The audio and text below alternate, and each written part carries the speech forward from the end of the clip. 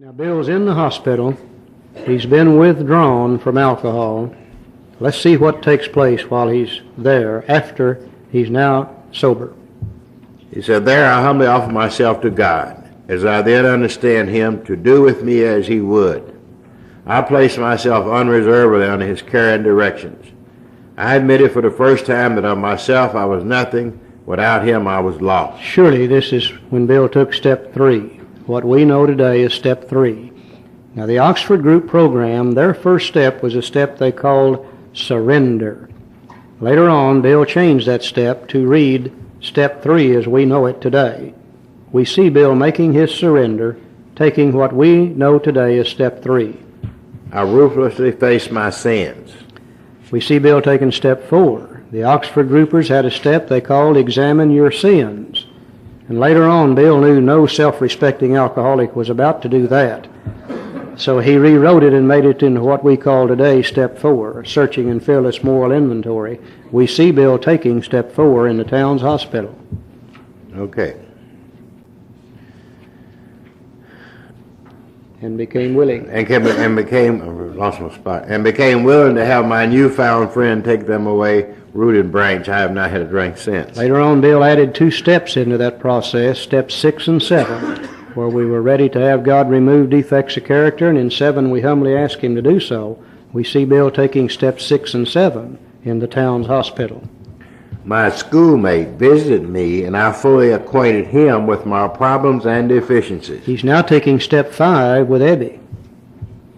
We made a list of persons who I had hurt and to whom I felt resentment. I expressed my willingness to approach these individuals admitting my wrongs. Never would I be critical of them. I was to write all such matters of my utmost of my ability. And surely this later became steps 8 and 9. I was to test my new thinking by the God consciousness, become conscious within. Common sense would thus become uncommon sense. Step 10 continued to take personal inventory. I was to sit quietly when in doubt, asking only for direction and strength to meet my problems as it would have me. Never was I to pray for myself, except as my request bore my usefulness to others. Then only might I expect to receive, but that would be in great measures. And surely that later became step 11, where we sought through prayer and meditation to improve our conscious contact with God as we understood him, praying only for knowledge, his will for us, and the power to carry that out.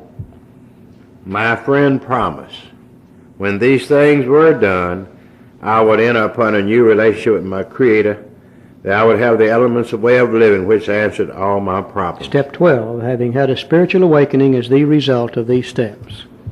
So we can see that Bill recovered, had this vital spiritual experience in the Towns Hospital, as a result of these steps. Many years before they were written, but the ideas and the concepts are there. And we can know that this happened in 1934. This chapter was written in 1937. This was the first thing that Bill wrote. This chapter was written in 1937. And Bill wrote the steps in this chapter that he recovered as the results of these steps. Now, the steps weren't written. Bill didn't write the steps till a year later. But we can see them already in 1937 in Bill's story. Belief in the power of God, plus enough willingness, honesty, and humility to establish and maintain the new order of things were the essential requirements. Simple, but not easy. A price had to be paid. It meant the destruction of self-centeredness. I must turn in all things to the Father of light who presides over us all. Poor old alcoholic, in order for us to recover, we got to give up the 2 things we hold nearest and dearest to our heart. First is alcohol. Second is self-centeredness. Very simple idea, but extremely difficult to do. Bill said these were revolutionary and drastic proposals, but the moment I fully accepted them, the effect was electric.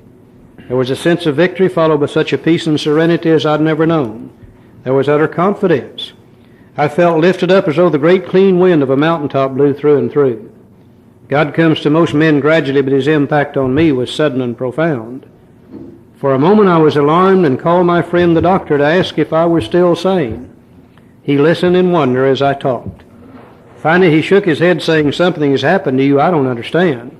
but you'd better hang on to it. Anything is better than the way you were.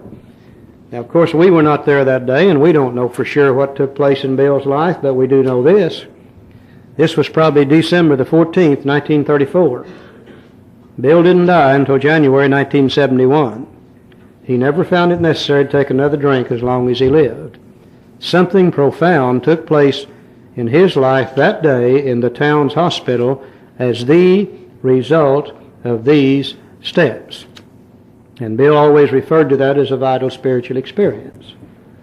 They tell us a day or two later, Ebby came back and visited with him again and brought him a book called William James' Variety of Religious Experiences. And Ebby said, Bill, I haven't read this book, but there might be something in here you would like to see. And Bill began to read, and he found in that variety of religious experiences the same thing that had happened to him a day or two before, and it validated for him that he had had a vital spiritual experience. That may be another miracle. I've got William James' Variety of Religious Experiences now, and I've been sober 20 years, and I can't read the damn thing today. I have no idea how Bill read it 2 or 3 days sober and understood it, but he most certainly did.